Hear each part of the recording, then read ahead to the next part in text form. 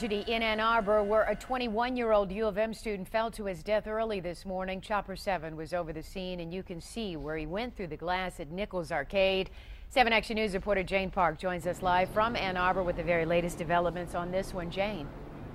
Well, you can see that Nichols Arcade is back open now, but for several hours today, the shops remain closed to the public as police work the scene and as students passing by here learned of what happened.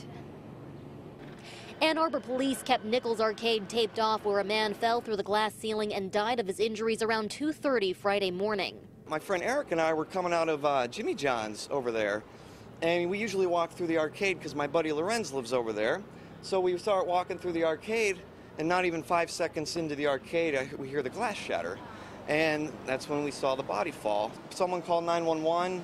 You know, there were people standing around trying, staring. Someone walked up to the guy to see what was going on. Obviously, my friend Eric and I didn't want to have any part of that. I seen this lady, his girlfriend, holding him as long as she could, and he fell through the sheets of glass, and he hit the bottom.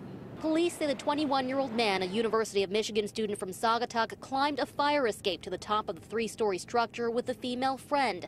Officials say they made it across the roof once and were trying to cross again when he crashed through the glass. He was rushed to the hospital, but later died.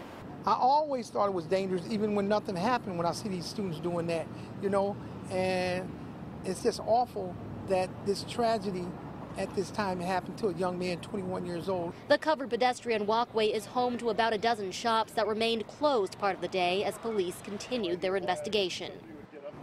Now, the Nichols Arcade here is managed by Oxford Property Management here in Ann Arbor. I did speak with one of the managers on the phone who says this is an absolute tragedy and that sympathy goes out to the student's family.